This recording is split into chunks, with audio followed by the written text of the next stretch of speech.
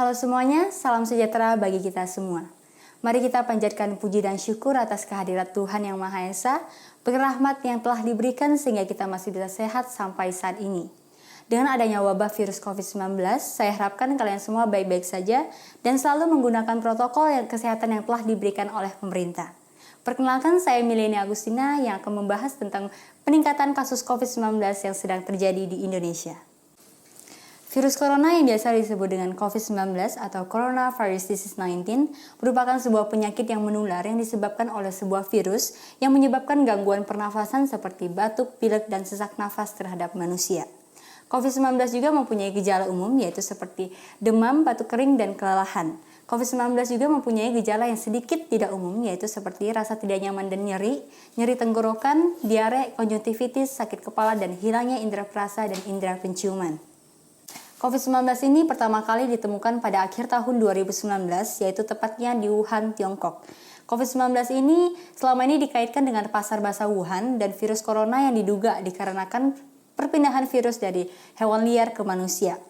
COVID-19 ini pertama kali masuk ke Indonesia pada tanggal 2 Maret 2020, yang dimana Bapak Presiden Joko Widodo mengumumkan virus ini telah menjangkit 2 warga negara Indonesia, yaitu tepatnya di Kota Depok, Jawa Barat.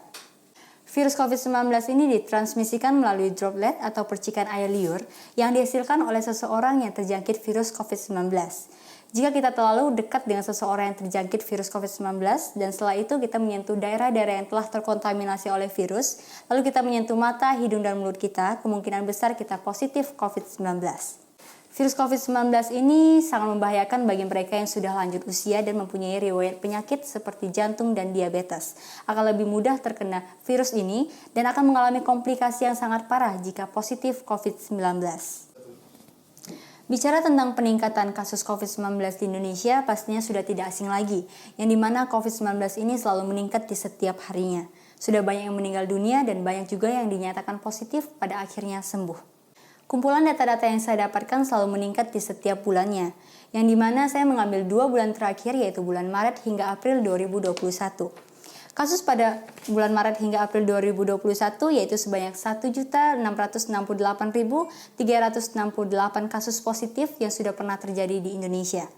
Kasus pada bulan Maret 2021 yang meninggal dunia sebanyak 40.858 kasus, sedangkan yang sembuh mencapai 1.348.330 kasus. Selanjutnya pada bulan April 2021 yang meninggal dunia meningkat menjadi 45.521 kasus dan yang sembuh meningkat menjadi 1.517.432 kasus. Saya mengambil salah satu provinsi yang ada di Indonesia yaitu Kalimantan Barat. Gubernur Kalimantan Barat, Bapak Sutarmiji, menyatakan peningkatan kasus COVID-19 ini terjadi akibat kurang dan lemahnya protokol kesehatan di tengah keramaian masyarakat.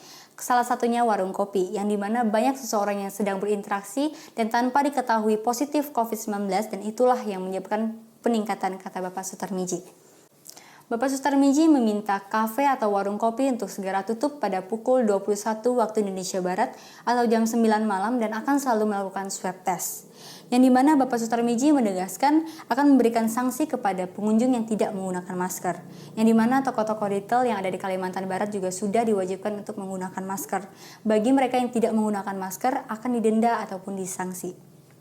Diberitakan Kalimantan Barat memasuki salah satu provinsi yang harus melaksanakan PPKM atau pemberlakuan pembatasan kegiatan masyarakat berbasis mikro. Saya mendapatkan kasus sementara yang terjadi di Pontianak, yaitu yang sembuh mencapai 1.323 kasus, yang meninggal dunia sebanyak 79 kasus, dan yang sedang dirawat atau positif sebanyak 104 kasus.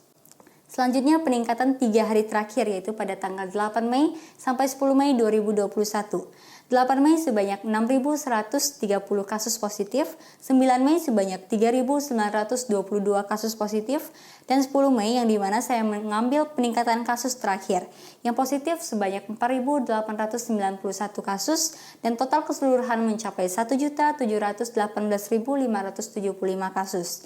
Yang meninggal dunia 206 kasus, yang total keseluruhan mencapai 47.218 kasus, dan yang sembuh mencapai 6.338 kasus dan total keseluruhan mencapai 1.574.615 kasus. Kenaikan kasus harian di Indonesia membuat kita harus lebih waspada. yang dimana terjadi peningkatan yang sangat tajam di beberapa provinsi, yaitu Kepulauan Riau, Sumatera Selatan, Aceh, dan Kalimantan Barat. Virus COVID-19 ini sangat membahayakan bagi kita semua, yang dimana pada awal mulanya hanya terjangkit 2 orang saja dan hingga sekarang mencapai 1,7 juta kasus yang sudah pernah terjadi. Kasus ini merupakan peningkatan yang sangat luar biasa yang pernah terjadi di Indonesia. Seandainya kita bisa mengikuti protokol dengan baik, seperti tidak berkumpul di keramaian dan selalu menggunakan masker, kemungkinan besar kasus ini tidak sampai sebanyak ini. Peningkatan kasus akan selalu meningkat jika kita tidak mendisiplinkan diri untuk mengikuti protokol kesehatan yang telah diberikan.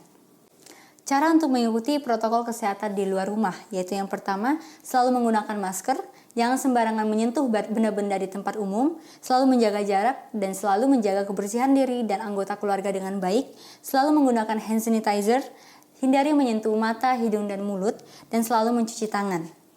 Untuk yang tidak berkepentingan, diharapkan untuk tidak bepergian seperti liburan antar kota maupun antar negara. Kita semua yang sangat mengharapkan akan pulihnya dunia seperti dulu lagi, maka dari itu kita mendisiplinkan diri untuk mengikuti protokol kesehatan yang telah diberikan. Mari kita sama-sama membantu pemimpin negara kita untuk membersihkan negara kita sendiri. Mari kita wujudkan new normal menjadi true normal. Saya Milenia Agustina, pamit undur diri. Terima kasih.